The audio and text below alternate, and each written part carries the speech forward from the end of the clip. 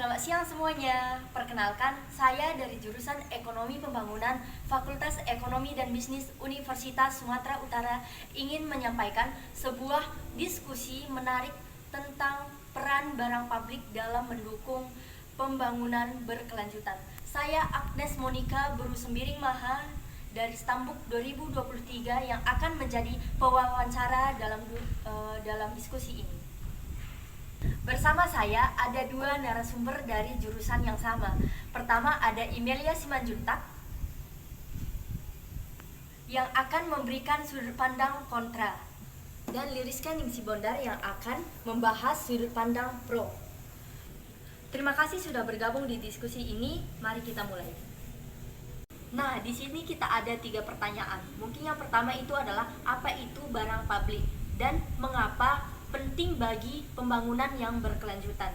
Nah, sebelum memulai, untuk Ningsih, bisa dijelaskan dulu apa itu barang publik dan kenapa barang publik penting dalam pembangunan yang berkelanjutan. Baiklah, tentu barang publik itu adalah barang atau layanan yang bisa dinikmati oleh semua orang tanpa mengurangi manfaatnya untuk orang lain. Contohnya, seperti jalan raya, layanan kesehatan, atau air bersih. Barang publik penting banget untuk pembangunan berkelanjutan karena mendukung 3 aspek utama. 1. Ekonomi, 2. Sosial, dan 3. Lingkungan. Misalnya, akses air bersih membantu masyarakat hidup lebih sehat dan jalan raya yang lebih mendukung aktivitas ekonomi. Terima kasih. Oh, mungkin yang dimaksud Ningsih itu barang publik adalah barang layanan yang bisa dinikmati oleh semua orang. Nah, terima kasih buat Ningsih. Nah, sekarang Imelia, bagaimana pendapat kamu? Apa ada hal yang perlu dikritisi dari konsep yang barang publik tadi yang disebutkan oleh Ningsih tadi? Oh ya, konsepnya memang bagus, tapi dalam praktiknya banyak masalah. Misalnya di negara berkembang seperti Indonesia, kita sering menghadapi masalah anggaran yang terbatas. Selain itu, ada juga tantangan tata kelola seperti korupsi dan birokrasi yang memperumit pengelolaan barang publik. Jadi, meskipun barang publik itu penting, implementasinya sering tidak sesuai harapan. Oh, jadi kayak misalnya seperti Indonesia, kita sering menghadapi masalah gitu ya dalam anggaran yang terbatas. Nah, pertanyaan yang kedua itu yaitu apa sih tantangan utama dalam pengelolaan barang publik? Nah, Imelia, bisa kamu jelaskan apa sih tantangan terbesar yang sering dihadapi dalam pengelolaan barang publik? Ya, tentu. Salah satunya adalah masalah free rider. Banyak orang menikmati barang publik seperti jalan raya atau udara bersih, tapi mereka tidak ikut berkontribusi untuk memelihara atau membiayainya. Selain itu, ada juga perbedaan kepentingan antara pemerintah, masyarakat, dan swasta. Kalau tidak ada koordinasi, konflik bisa terjadi dan menghambat pengelolaan barang publik. Ada beberapa solusi, Agnes. Misalnya, pemerintah bisa bekerja sama dengan pihak swasta lewat skema public private partnership. Ini memungkinkan pembangunan infrastruktur besar dengan pembagian biaya dan risiko. Selain itu, teknologi seperti blockchain juga bisa digunakan untuk memastikan transparansi dengan pengelolaan anggaran. Masyarakat juga harus diedukasi agar sadar akan pentingnya menjaga barang publik.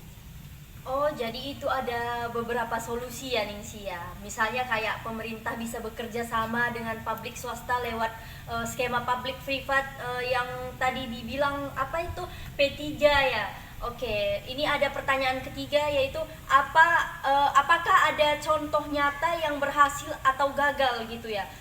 Terima kasih buat Ningsih. Sekarang mari kita bahas studi kasus.